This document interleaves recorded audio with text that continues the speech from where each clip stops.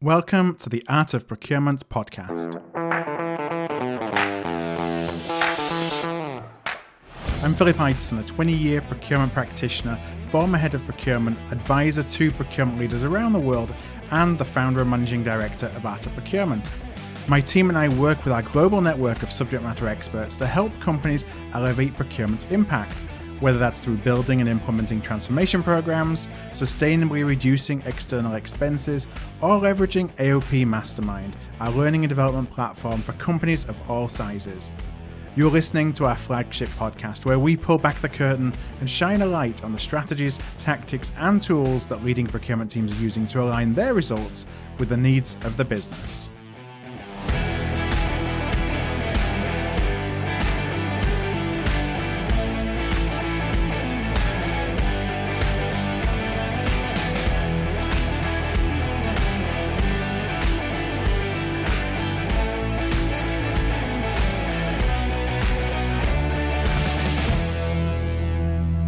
A lot of things have changed as a result of the coronavirus pandemic, not least of which has been procurement teams really been thrust into the spotlight in some pretty challenging conditions.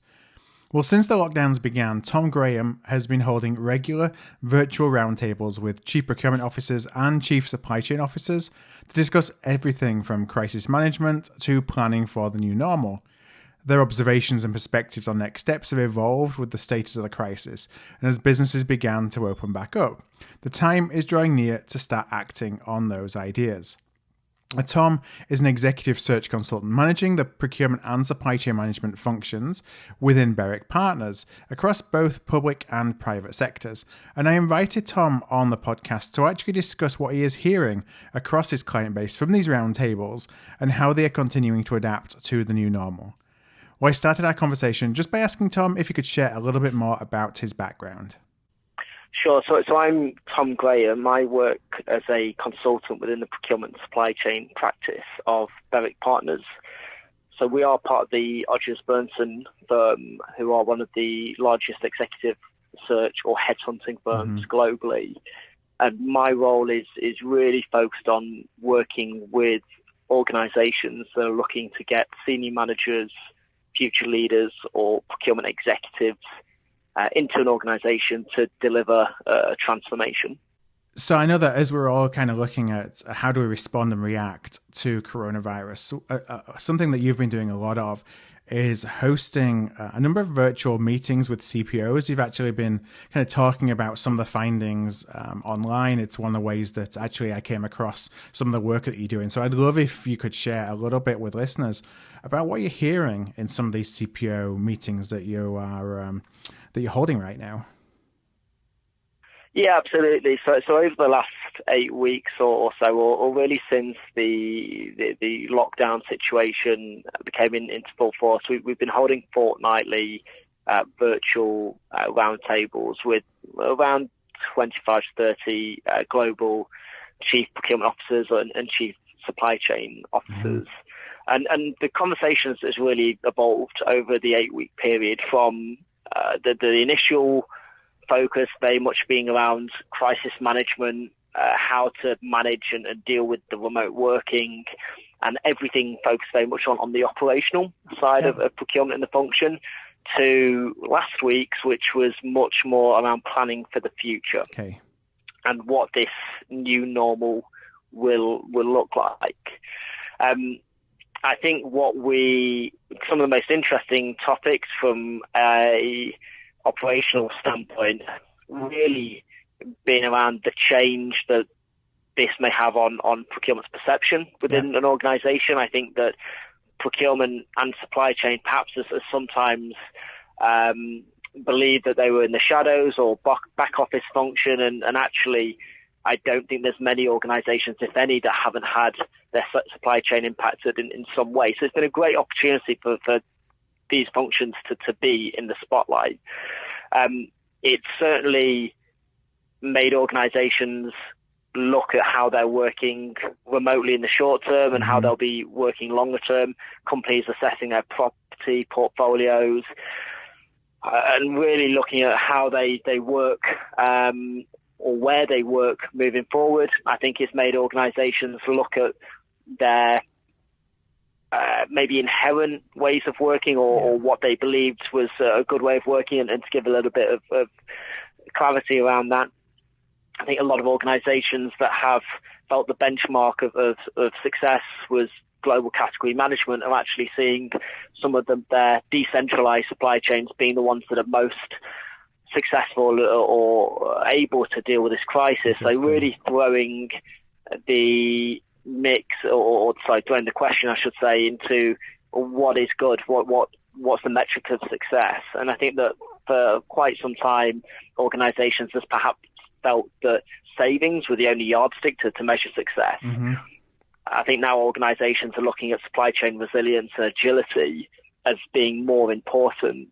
Does an OEM or an automotive manufacturer care about a particular supply being £2 more if they know that something's going to be stuck in a ship in just having left China for the next 5 weeks, which is going to slow down or stop operation completely. So it's thrown interesting questions like that, absolutely.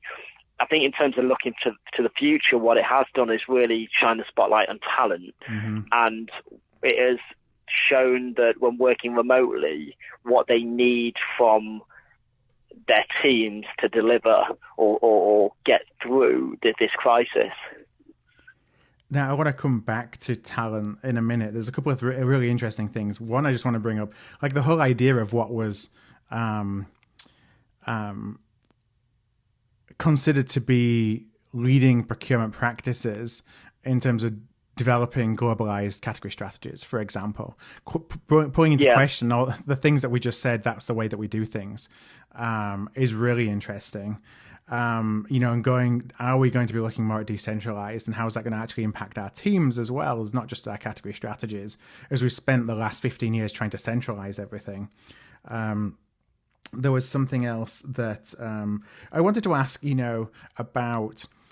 As one, it's really interesting to hear that kind of we're going from the initial, maintain supply to what's next and how do we plan for what's next. But as they do that, what kind of scenarios do you find that the CPOs that you're working with are looking at when they're trying to model what the new normal looks like? Are they looking at, this is going to go away in 6 months, this is going to be something that's going to be with us for 2 years?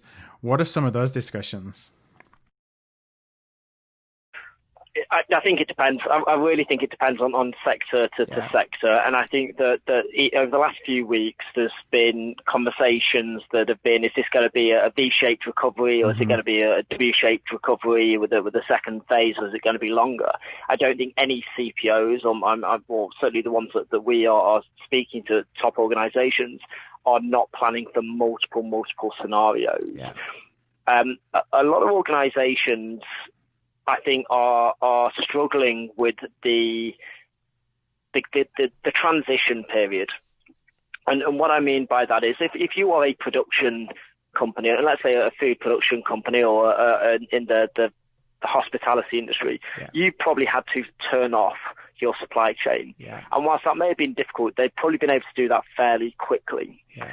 Now, what is becoming more difficult is to be able to ramp up or get that supply chain working to the capacity that you need them to as quickly as you can. Mm-hmm. So if your demand suddenly turns on again, can your supply chain respond quickly enough to that?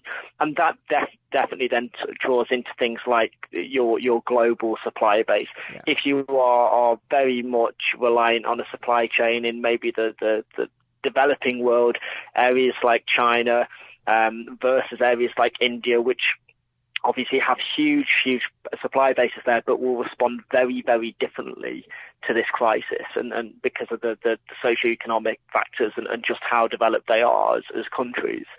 So I think what a lot of organizations are probably struggling with more is that transition between the ramp up or ramp down or turn off to ramp up. And I think that requires sort of change agents to be able to deliver with that, but also real review of their supply chain and looking at its agility to respond to that. And that's where I think that more, when you touched on the global category management approaches, sometimes you just recognize that these are not fit for purpose in a time like this. Now, whether or not this will change people's outlook on the long term, I think it's too early to say. And I think that we can fall foul of saying that this is going to change everything that we've done beforehand. And I do hear a lot about that. Personally, I just don't believe it. I think that it will certainly shake things up. I think it has certainly made a lot of organisations question perhaps inherent practices that just are not or do not seem to make sense. Do I see it as being an end to things like global category management? No. Do I think that certain services or suppliers may be nearshored? Yes. Yeah. But I don't think it's quite as binary as a complete switch of a flick of a switch, I should say, moving from one model to another. Yeah, I think the idea of the agility, I look at that from a couple of perspectives. One is from an organizational capability perspective, and that comes from either how you're accessing your talent and the talent you need when you need it, and how are you looking at your processes and policies which enable you to move quickly if you need to move quickly. And then on the other side, in terms of a contract perspective and a category management perspective, really is how are we ensuring that we have category strategies that allow us to change quickly and move quickly if the times change, whether that's less restrictive termination language in contracts, lower minimum volumes, whatever that may be, so that we can actually switch suppliers at short notice. And that costs more money. If you are putting that risk on somebody else, then you've got to invest in doing that. But those are the kind of things I think about when it comes to agility. And absolutely, I think that those are going to be kind of top of mind for, certainly a period of time as we're all kind of working through this. Yeah, absolutely. And I think on that agility, pragmatism, and an ability to be creative are really what CPOs are looking for from their leadership team. And I think we find ourselves in a situation that for most global organizations, there's never ever had any exposure to anything like this. So a fairly stable and heavily compliant process where risk has been managed accordingly has worked and served a purpose. But there have been examples where certain organizations have been sourcing or looking to source PPE, but their own due diligence processes haven't been able to move fast enough to secure that supply. And before they know it, that supply has gone elsewhere. Yeah. Now, there may therefore be organizations that review those processes and again, this is where procurement will look at something and probably and have that honest conversation with itself, which is, does this offer value to a business? And I think that there may be different approaches that are for BAU versus in times of crisis.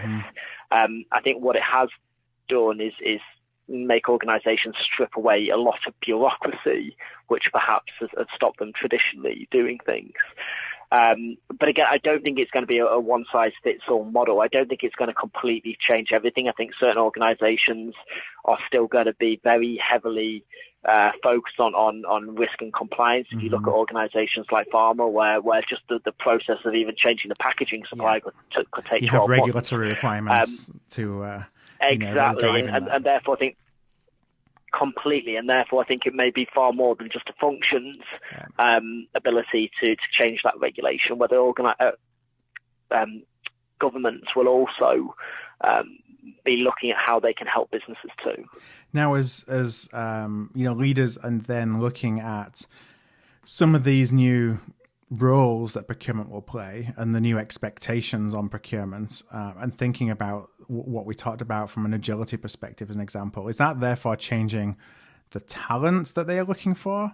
Is that the traditional procurement skill set? I think it depends what you mean by the traditional procurement skill set. As someone said to me last week, that the good leaders in the office still remain the good leaders or virtually. Yeah. And I think I completely agree with that standpoint.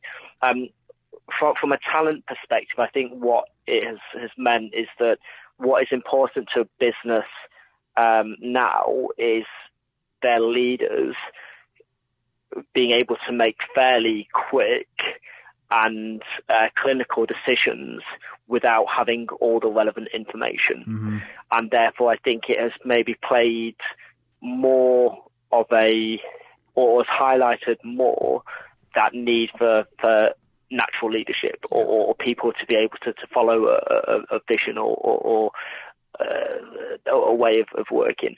I think what it has further demonstrated that where procurement historically or traditionally may have fallen foul of being a little bit too regimented or focused on process or governance or 7 steps of sourcing or however you want to cluster it, I think it really shows that now organizations are looking for procurement to be there to enable what they do and not be restricted through these specific ways of working, which again, yes, does come down to agility, but I think the ability to be agile only comes from having people to lead that. Otherwise, it can just turn into chaos. Now, how are you seeing organizations respond from a hiring perspective? You know, we had a conversation on the show that took a very US-centric perspective a couple of weeks ago, talking about the fact that, you know, there are still a lot of companies out there hiring. It's not that there's been a complete red light put on the hiring market from a procurement talent perspective. Is that something that you're seeing in the UK, or what's it kind of looking like right now? I think it changes. I mean, the work that we do is global, so I think each country is responding slightly differently. There's not a one-size-fits-all answer. I think essentially, if you're looking to hire a leadership position within for procurement, it's likely that role will still remain business critical, and therefore you are just having to be a little bit more creative with the way you do things, not only from being more comfortable and familiar with interviewing over Zoom or Teams or whatever it may be, but also just onboarding your people that way as well. I think what it has done is really again broken the habit or dispelled the myth that this can't be done virtually. I don't think it will ever completely replace face-to-face meetings. I think that again that is perhaps a little bit too extreme, but I think it has certainly improved accessibility to people, and for CPOs who have recently started positions in companies that I've known have done this completely remotely, it's given them fantastic accessibility to stakeholders and company execs that they perhaps wouldn't have been able to get so quickly. But I think the one thing that is always worth remembering with this is that we are responding to a crisis, and that all our behaviours are certainly going to be a little bit different because we are in times of crisis. So I think what it will do is perhaps shake up how organizations see their office space and property portfolio and things. I think it may actually make businesses now think that well, certainly the remote working can be done, and that being in an office or corporate headquarters 5 days a week, it doesn't need to be done. But I actually think that offices may then be used for more collaborative working and be used more as a hub to build those internal relationships to really benefit functional departments. Yeah, you think about, and I'm sure, there's a number of folks that come to mind for you. There certainly is for me when you think about leaders, that are perhaps a little bit more skeptical or have previously been a little bit more skeptical about teams working from home. And, are they real? Can we trust those folks who are working from home? Now that they've been forced into it, it's going to be really interesting to see, well, does that mindset shift and embrace it and recognize that, perhaps this is something that is a positive for me and my team, or do those natural behaviors where, I don't like this, I don't really know what my team's doing, I like to be a micromanager, those folks can find themselves, perhaps with skills that aren't fit for purpose if everyone is going to be working from home going forward. And it's really an interesting thing when you think about having to change management styles. Yeah, absolutely. And then it's interesting, though, because I had this conversation with someone fairly recently. I think what this has had to do is make managers have a higher EQ, because when you're sat behind a screen, you have no idea on the and I'm talking about this through the crisis, but you have no idea on that person's anxiety level, particularly if you're managing a global team. If you're managing a team in the developed world versus the less developed, the natural potential anxieties you could have around health and finance will be completely different. So leaders have to recognize that and be able to tell via technology how to manage that, or how to make sure that people are okay.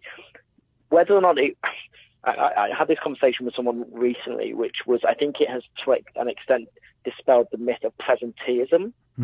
I think that businesses are becoming a little bit more outcome focused. Yeah. But to your point on micromanagement, I don't necessarily believe that will stop people that are micromanagers looking to identify presenteeism while someone is remote. So whether that just be kind of checking in via regular video calls or emails, whatever it may be. So I think business or people are going to change to this. I think absolutely remote working, flexible working will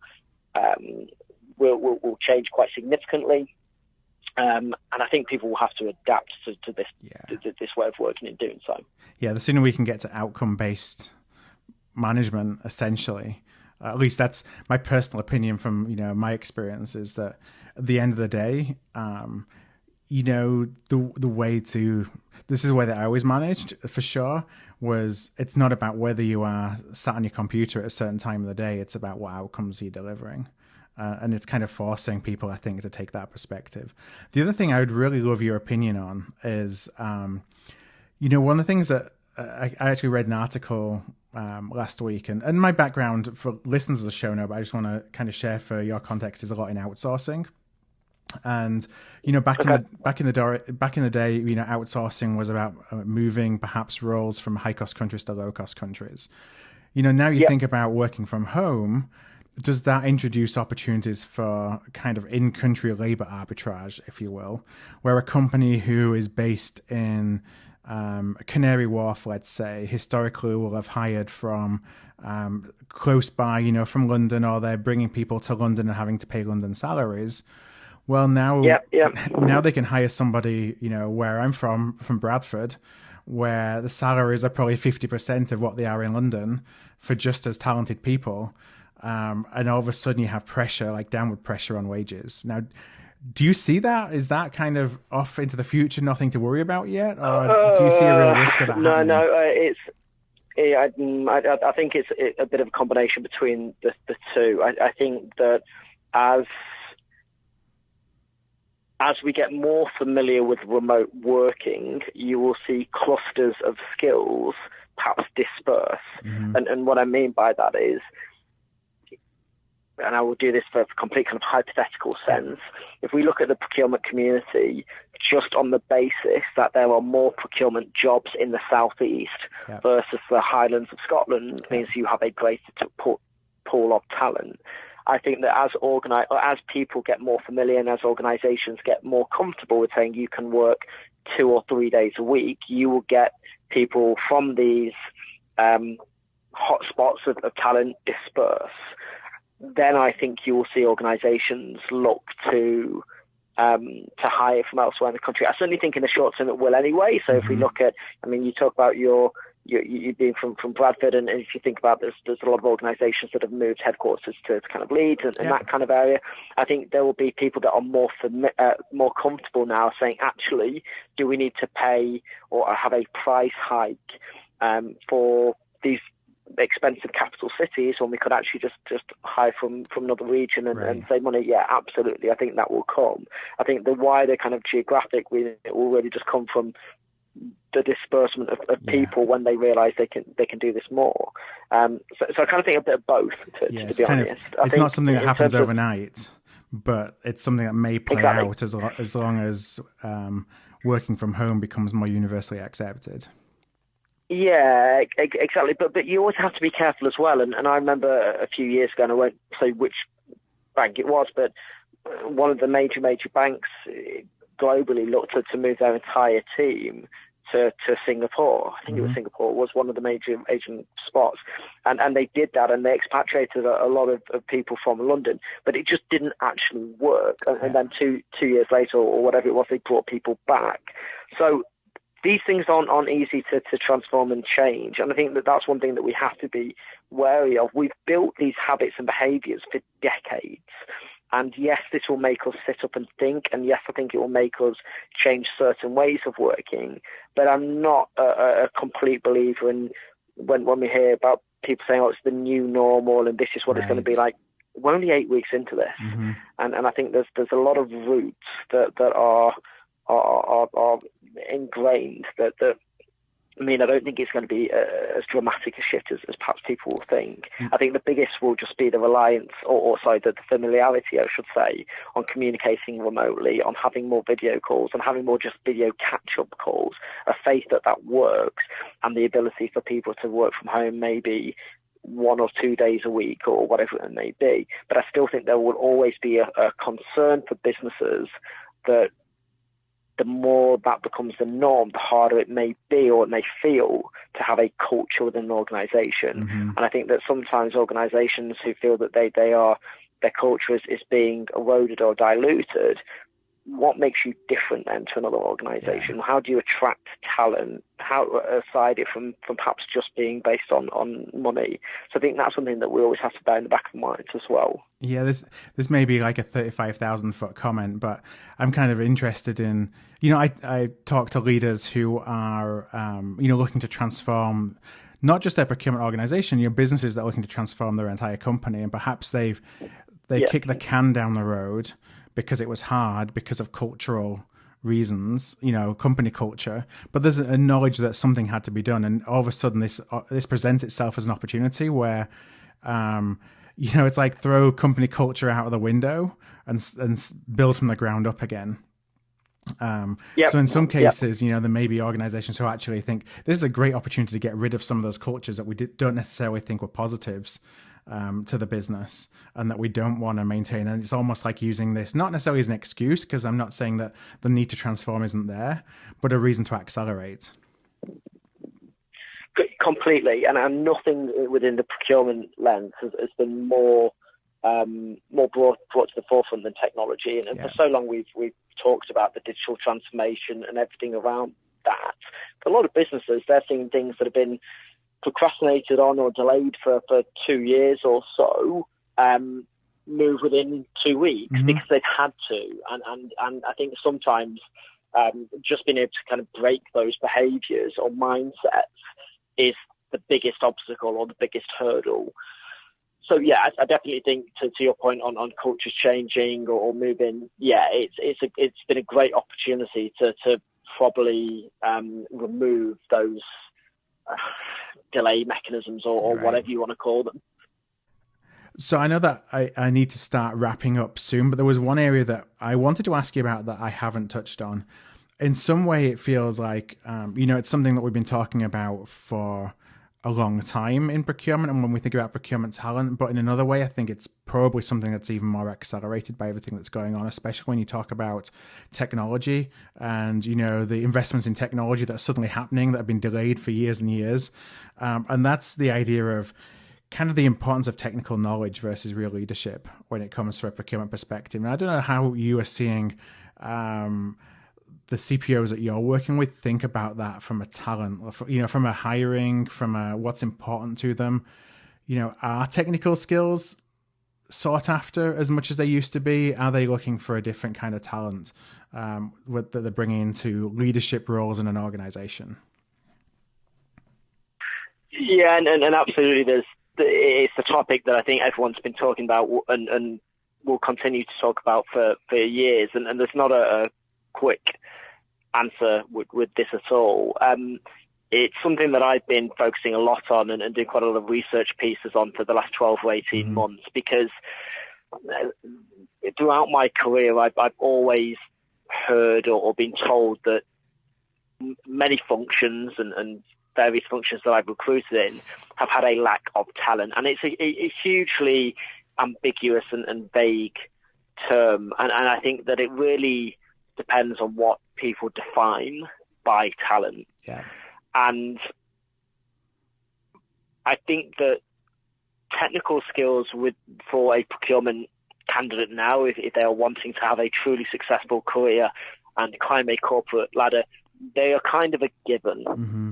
I don't mean that in any kind of derogatory sense whatsoever, but I think that CPOs or chief supply chain officers now are really looking for leadership to drive business change.